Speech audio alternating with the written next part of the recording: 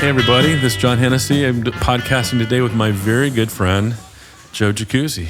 How are you, my friend? Good, and we don't get together face to face as much as we'd like to, but I think now, kind of later in life, with our families grown, we're spending more time together. But the cool thing is, when we do get together, and what would be fun to do on this podcast is just kind of like we always kind of like reminisce about old crazy shit that we did back in the day. Absolutely. So why don't you tell our listeners how we first met back in 1991? So I'll preface it saying that I haven't even started.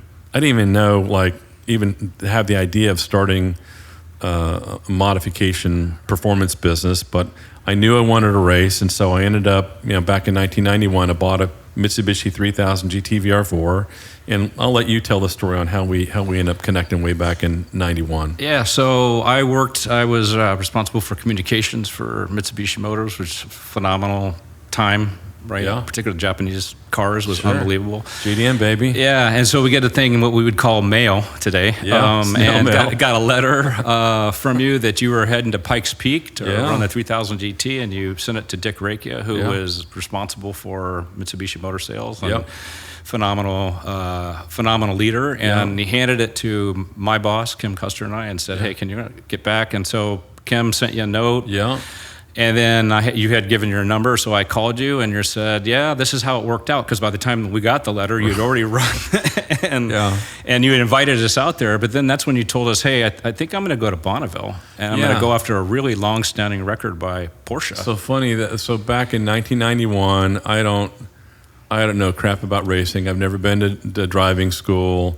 I've modified my muscle cars, my 69 Olds 442 when I was, 16 and things of that nature. But I'd always had kind of a dream of maybe I could do some sort of racing at some point in time. And I read about a guy in Motor Trend, C. Van Toon, who became a very good friend of both of ours.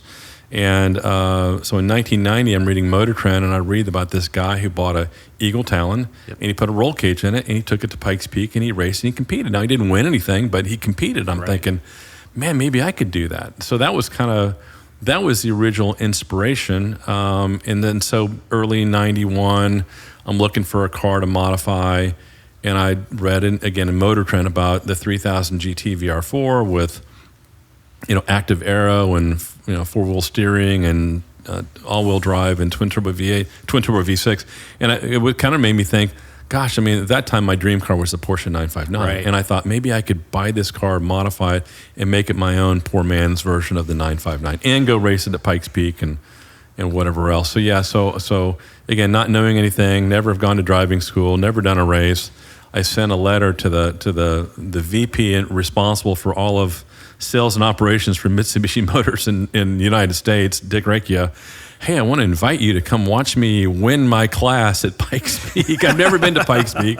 This is back when it was all dirt. And again, I just kind of think back of man, that took a little bit of craziness and a little bit of, bravado to send a letter like that to, the head honcho at the manufacturer. But you guys were very nice. And I remember Kim's letter basically coming in hey, thanks for the invitation, but Mr. Rakia is busy, but we'd like to, you called me up and you're like, hey, we heard you're going to Bonneville, and we'd like to maybe come out to Bonneville and do a story about what you're doing with the car for the Mitsubishi Dealers magazine. Yeah, so that same guy that you were inspired by was a longtime friend of mine, Steve Van Toon. He was recently passed. God love him. A great person and unbelievable auto enthusiast, craziness. Oh yeah. And so we hired Van, and we brought Van out and got a Ford Aerostar. I do remember that, the minivan. Yes, I do. With a very distinct sticker on it that said, "Do not take on the salt flats."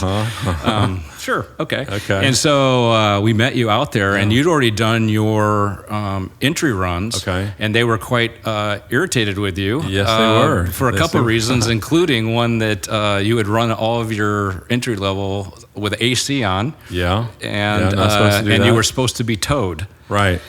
And I didn't know any differently, but back in the day, I thought, well, every good racer just loads their car up and goes to the race. And I didn't think about, I see there's crews and trailers, but I didn't have the budget or didn't know what that looked like. So I'm just like, okay, well, I did it at one of the Silver State races. I did it at Pikes Peak and drove there and drove home. I thought, well, what a good way to prove my the reliability of the package that I developed for the car.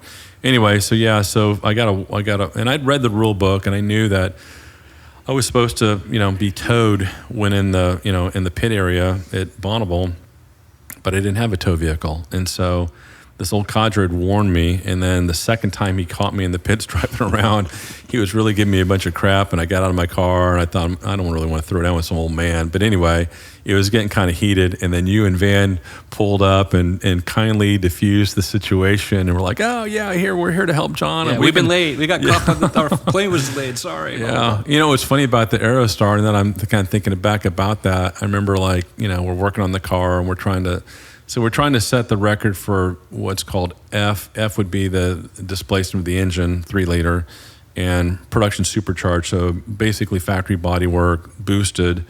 And I think the record at the time was, I ended up setting a two-way average of 177, which doesn't sound very fast these days, but doing anything at Bonneville is much more difficult than going out on a runway or highway.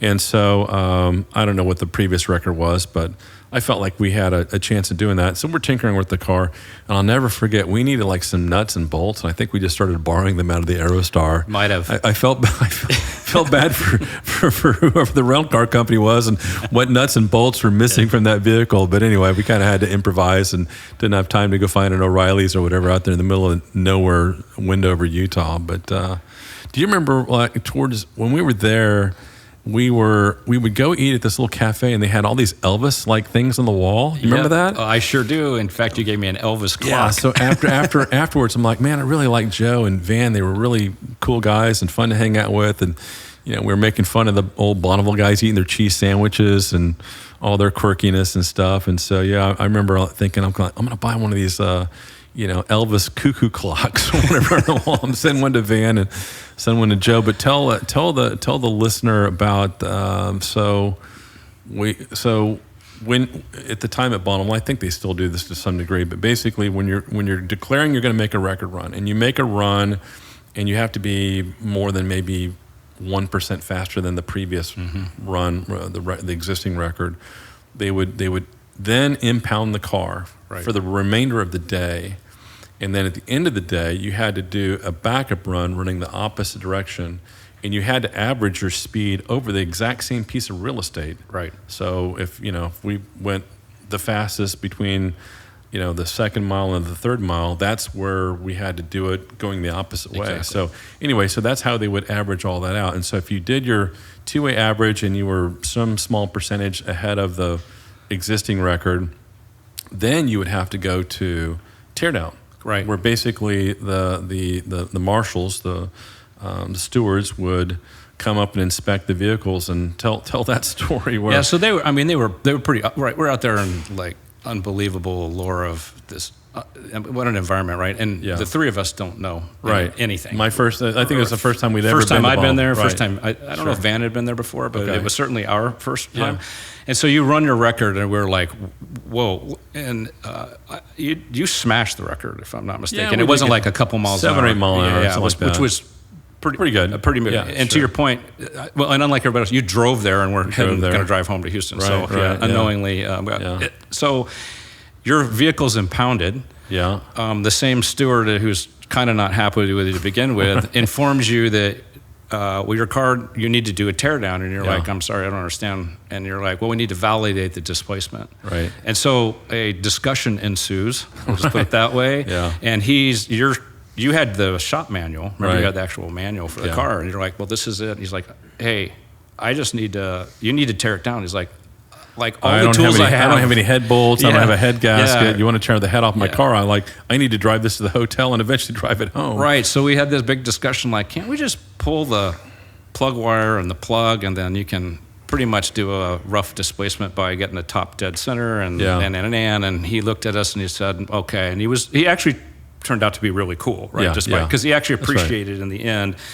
The Bonneville was started by guys who effectively were doing it in their garages, and they'd go out there and do that. And he appreciated, in an era surrounded even then that it was big companies doing lots of different stuff, that the person doing it by themselves in some ways kind of got lost. Right. So he turned out to be pretty cool. But when he went to go to measure the greatest line ever. Woo-wee, that's a deep hole. I mean, man, we're all the way to China. I cannot believe it. And we were just, and we then, it turned into actually a really cool thing. And then the thing that was really cool is that the people who were kind of suspect really turned out to be unbelievable supporters. Absolutely. And the celebration in the impound yard was actually celebrated by everybody, which I thought was like, we walked away like on a real big high. Yeah. And you got to drive your car back to LA actually instead of Houston. True. Yeah. So what's funny is, so the car's impounded, the tech guys come over, and then, we'd been there for several days now and come to realize that why Bonneville was selected for, hot rodders and land speed racers. I mean, obviously there's this flat, long, when they don't have bad weather and they don't have a bunch of rain, perfect conditions to go out and go fast, right? But how that was discovered is Wendover, Utah, Wendover, Nevada. They're right there on the border at Bonneville. That's where the B-29 bomber groups were training back during World War II, and so I think those guys, the Enola Gay, and so those guys working on aircraft and pilots and the technicians working on them, I think at times thought, okay, well, I'm kind of bored. Let's go run my jalopy down the salt or whatever, because that was all there. And so I think those were the guys that kind of initially started Bonneville back in the late 40s, early 50s. So this is now we're 1991. So this is 40 years later. They're there. Yeah. Okay. So these are combat veterans from World War II, greatest generation. And here I'm got this Mitsubishi 3000 GT VR4, and the first words out of one of those old codgers' mouth was, Mitsubishi, ain't they the ones that built the Zero? Remember that? Oh, yeah, I remember we're that. fucked now. Yeah, something I had, it became pretty common, quite frankly. Yeah. So anyway, but they were cool. They were cool. I mean, but at first I'm like, okay, this may not go so well. But the other thing that I remember when we were in the impound is that there was like a bunch of media there, and there was a car there, and it was, and I didn't realize what it had done, but I think the owner's name was Don Vesco. Yes. And I think that was the first piston-driven car to go over 400 miles an hour. Yeah. So that was a pretty big deal. That record got broken. His record stood for, a long time. Yeah. And I think Charlie Nierberg, a guy from Dallas that I know through the Peterson, I think he broke Vesco's record. What an epic sound. Oh, my gosh. 400 miles an hour. Incredible. It's incredible. So we met there at Bonneville, and then while we were at Bonneville, you said to me, and again, I hadn't even thought about starting this business. I'm just like, I want to go race. I'm Ricky Bobby. I want to go race. And if you're first, if you're second, you're last. And anyway, all that kind of stuff. And I'm engaged, and I'm just kind of playing hooky from my asbestos abatement business at the time. And you said to me, you're like, hey, John, if you come down to Southern California after Bonneville, that you would take me around and introduce me to different editors at different automotive magazines at the time. And you said, hey, John, if they like your car and they drive your car and they write something nice about your car, if you want to sell what you're building here to other people, your phone will ring. And I'm like, I didn't really it probably took me many, many months to comprehend what you were suggesting, but I liked you and I trusted you. And I'm like, okay, I'll go down. And so I'd been, between going from Houston to Bonneville and, a week or 10 days at Bonneville, and then come down to SoCal for a better part of a week, and you took me around, and I remember we met Jeff Carr at Motor Trend, maybe JP Vitrano at Auto Week. I think Van was doing stuff for CarCraft and Hot Rod at the time, and maybe Kevin Smith at Car and Driver. Yep. And I'm like, growing up as a kid into cars, that's all I didn't want to go to the grocery store to shop with my mom, but I would go there just to read car magazines. And so I've been reading this stuff and reading about these different characters and the Gale Banks and the Alois Roofs and the Reese Callaways. And so really for me to get to meet these various writers at these magazines, I'm like, I was just kind of a fanboy and just like in awe. So I'm not really thinking like, okay, how can I, put my best foot forward about my car and drive my car. Anyway, but I remember a couple of them drove my 3000 GT with a roll cage and a parachute and straight pipes and all that kind of stuff. They wrote some nice things about it. And this crazy guy from Texas that was driving to these races and driving home. And I'll never forget, like a couple months later, like the magazine came out, and somehow my phone number was in the article or whatever, and I was getting phone calls like, hey, I've got a Dodge Stealth, or I've got a 3000 GT. Can I buy turbos, or can you help me get more power? And so I'd gotten married, and we did the Silver State race in September, and we did the Nevada Open Road Challenge in May of that year. But after doing all those races and getting married and buying a house and doing the honeymoon and coming home, I'm like, open up my bank statement, and I'm like, man, I got a lot less money in the bank today than I did when I started the year out. And I thought, I really like doing this. Maybe like I'm getting now people like seem to know who we are because of you and your relationships with the various media at the time, and introducing me. And I told my wife, I said, well, Carroll Shelby and Alois Roof and Reeves Callaway seem to make businesses when modifying Porsches and Corvettes and Mustangs and Ford products for other enthusiasts. I thought, I think maybe somebody, maybe we could start a business and do that. And she's like, what? You want to do what? You want to get in the car business? Because her dad was a small town car dealer. And she's like, I grew up in the car business. She's like, okay. And so anyway, what's interesting is, fast forward now almost 35 years, like, again, I didn't really get or understand kind of the gift that you gave me back at that time, because again, kind of as the business kind of started out, and back in 90, 91, 92, 93, like we worked on whatever rolled through the door. Right. I had one or two employees, and I'm just trying to make enough money to like help pay the house payment. My wife had a job, but we didn't have any kids yet. I'm like, make the next house payment and make enough money to go to the next race. Right. And so, but it was interesting over time as those relationships kind of continued to develop. Every now and then I get a phone call from some media outlet like, hey, we're looking for a car that can do X, Y, Z. And I was generally Mr. Yes. I would like, okay, well, we either had it or we could build it, or I thought we could do it or whatever. And so kind of by doing that, and then when the Viper came out, that was obviously a lot of fun content. With back in the day, everybody thought the Viper was ridiculous stock, and so somebody adding another 100 or 200, one of the 250 cars, by the way, back in that's right, back in '92. So anyway, but that I guess at some point I realized what the term earned media meant. I'm like, okay, well, it just goes back to what Joe told me. Like if you these guys are looking for interesting things to write about, and if all you have to do is under promise and over deliver. Don't tell them your car's going to go 220 miles an hour and it shows up and goes 180. You got to tell them it's going to go 180 and it shows up and it goes 200. That's really kind of the way to not just with the media, but for our clients, we try to do the same thing. So, but that was like what you kind of initiated, and then over time, at different times, you'd be like, hey, you got to talk to this guy. Or so once the relationships were developed, and then the business started growing, and then the Viper and things of that nature, then I woke up one day and realized, like, are we becoming a brand? People seem to kind of know who we are. Yeah. And anyway, but that... Well, back to you. If you rewind the tape a little bit, one of the things that was really funny about that first media tour, it was we're cruising through Beverly Hills, and I'm like, hey, John, with my straight pipes, with your straight pipes, and I'm like, hey, we should probably just, you should short shit, and literally as we're having the conversation,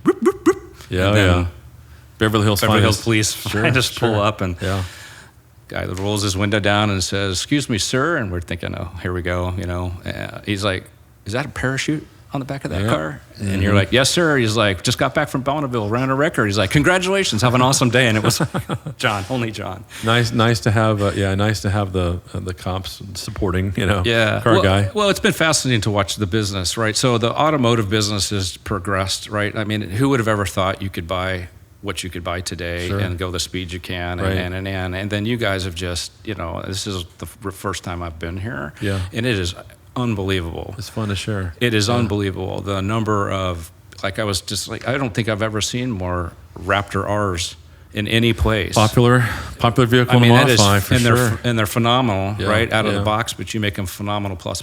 Sure. And then, of course, the F5, and just, that is just epic. Absolutely epic. It's fun.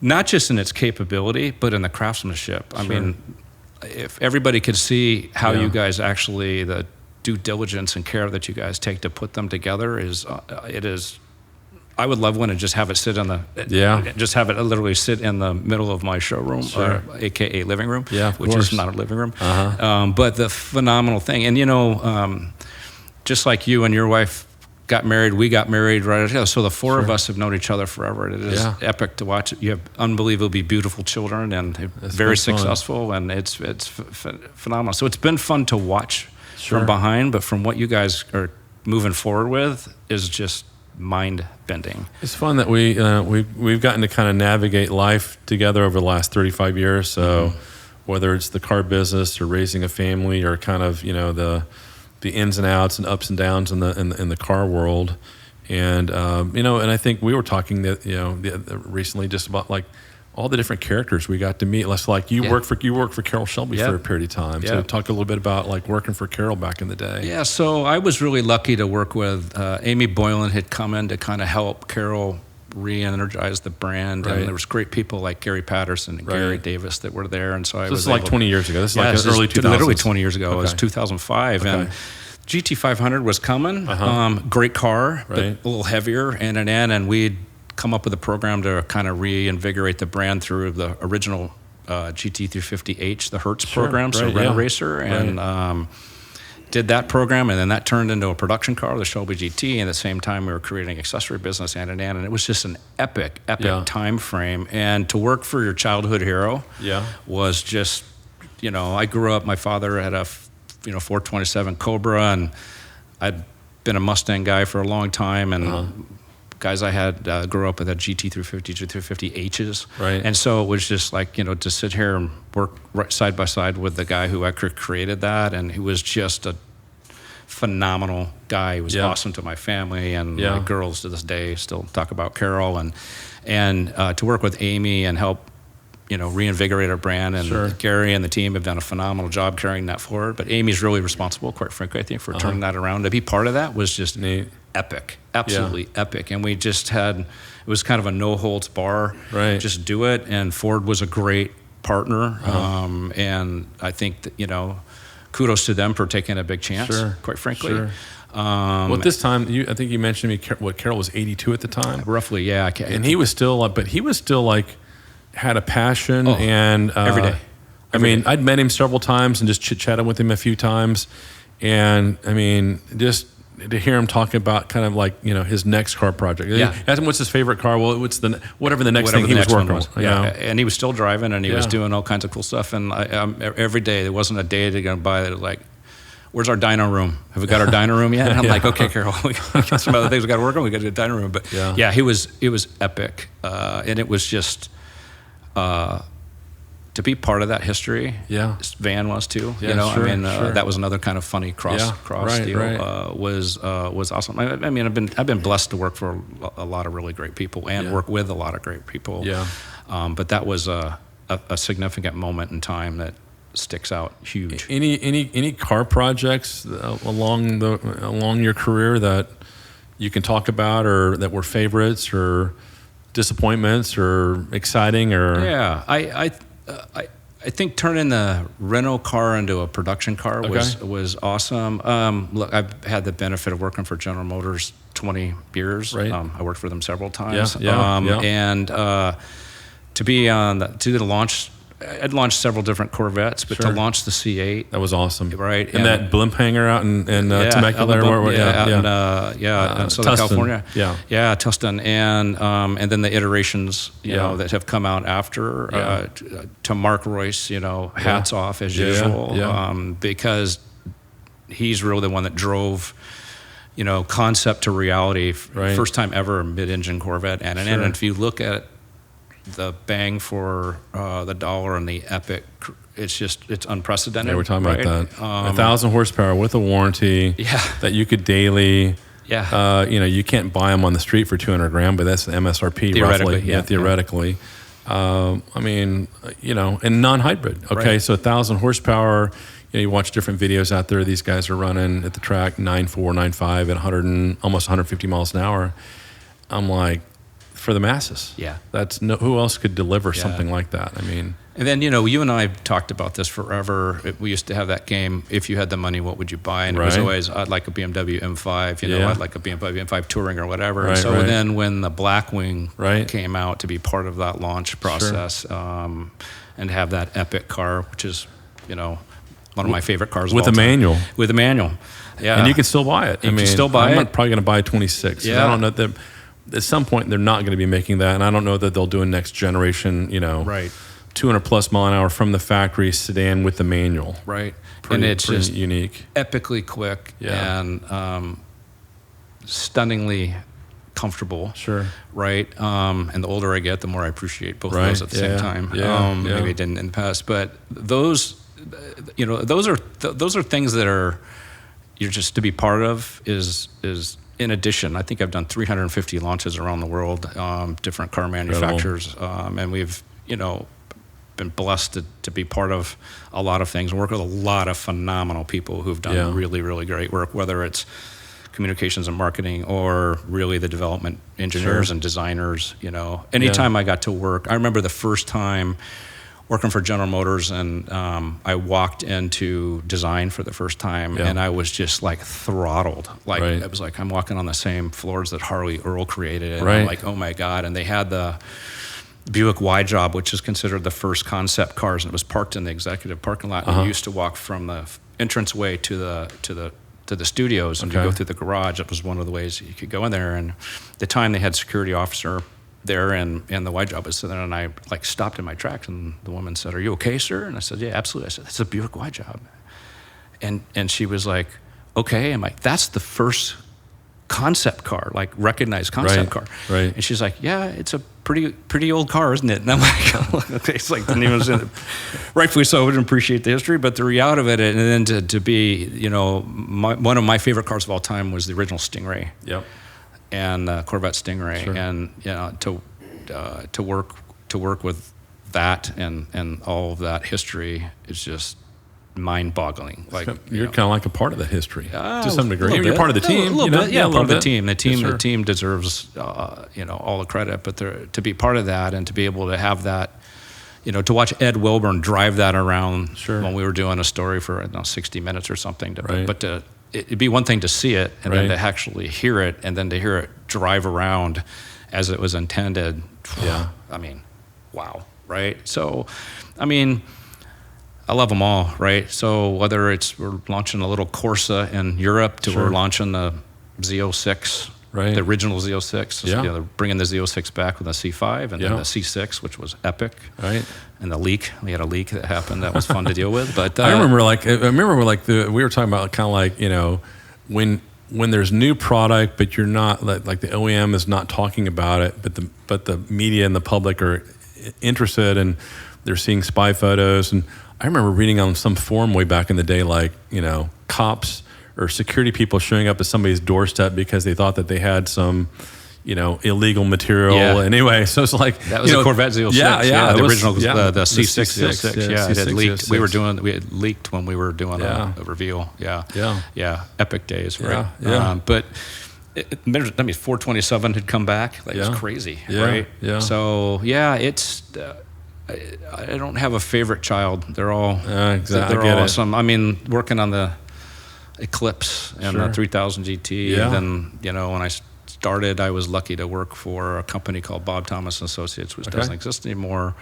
Became part of Heyday advertising firm, but I worked on Nissan and then Yokohama Tire Motorsports. Those were the two accounts that I was lucky to start with. And 300Z twin turbo was the first car to work on, and that's near and dear to my heart. And back in the HKS days. Back in the HKS days. Oh my gosh, great people, right? And phenomenal. And then one of my personal loves off-road racing, right? So I started in off-road racing, and that's actually how I got in the game. But look at the stuff now. I mean, again, crazy. It's absolutely everything that you can buy, like 1,000 horsepower, or if the Raptor doesn't have 1,000, you can send it to us. But like, there's so many, 700 to 1,000 horsepower vehicles from the OEMs with a warranty. Right.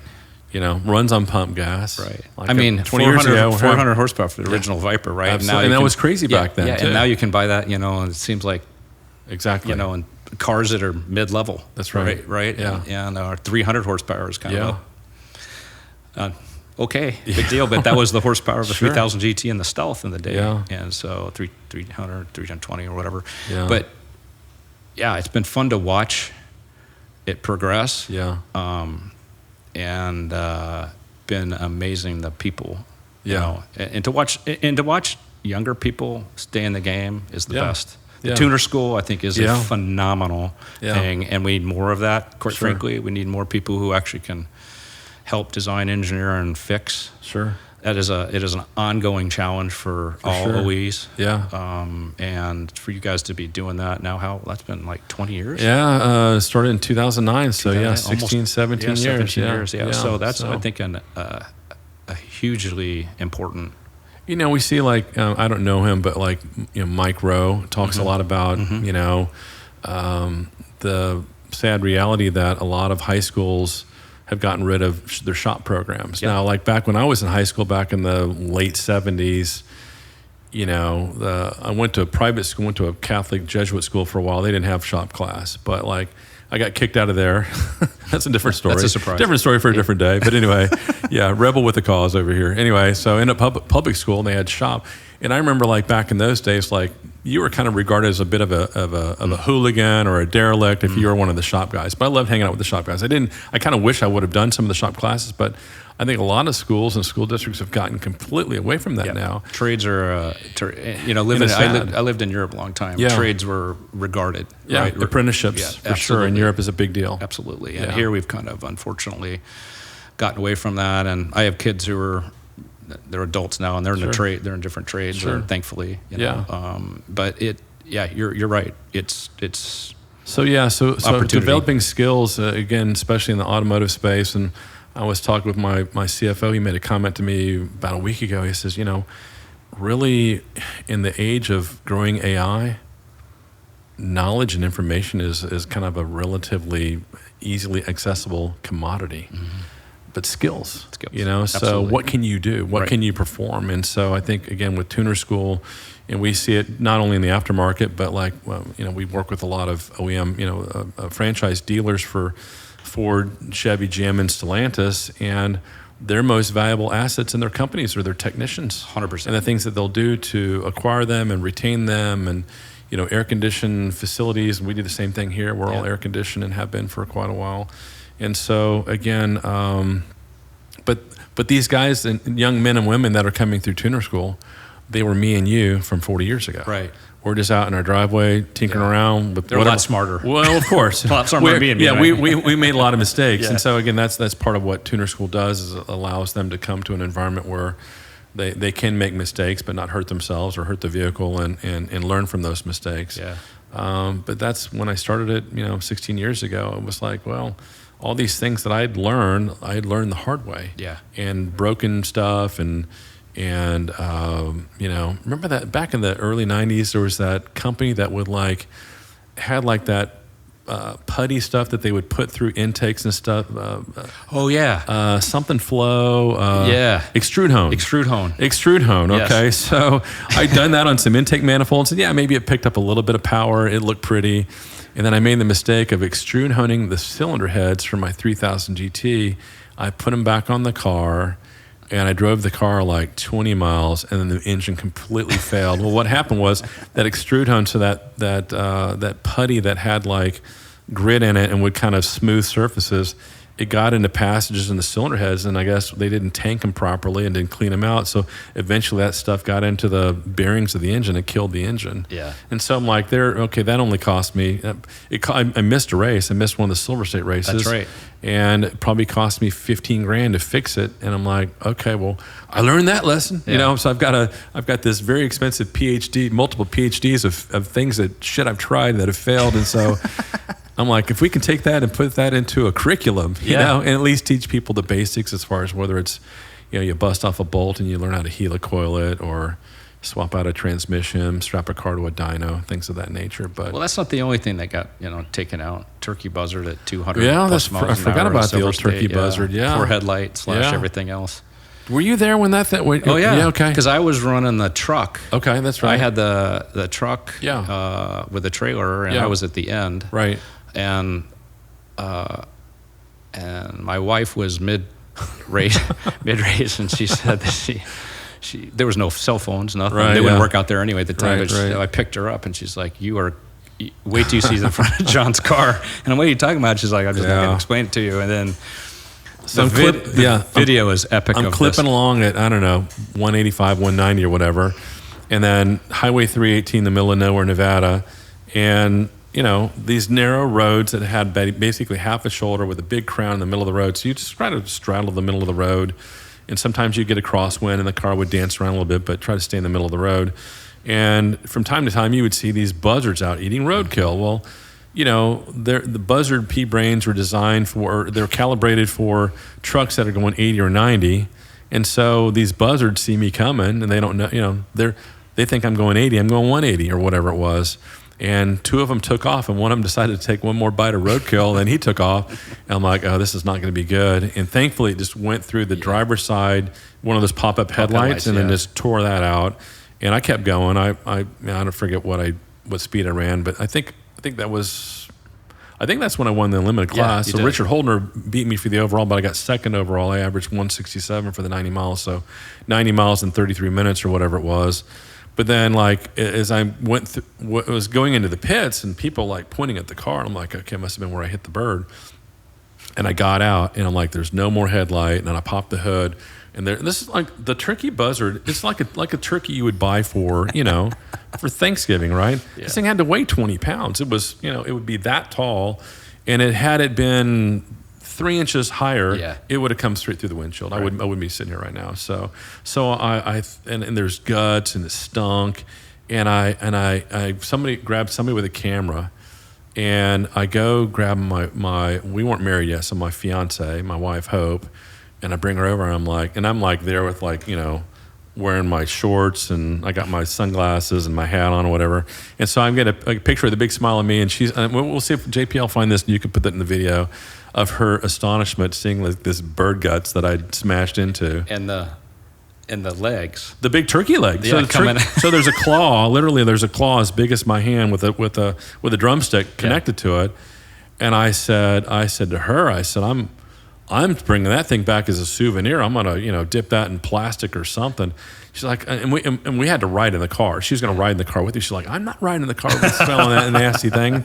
So anyway, I think I just tossed it on the side of the road. But the video was epic because it was never even lifted. So yeah, it sounded like a wet bag of cement, kind of nailing the front of the car. That was crazy. Yeah, fun times. Fun times. Well, brother, enjoyed podcasting with you, and look forward to having you back again soon. And we've got so many more stories we can talk about. But we'll just regard this as chapter 1. How's that sound? Thank you, buddy. I appreciate it. Congratulations to you and the whole family. Likewise. Thank you. Thanks for sharing the journey. We're doing it together. You got it. Cheers. Thanks for tuning in.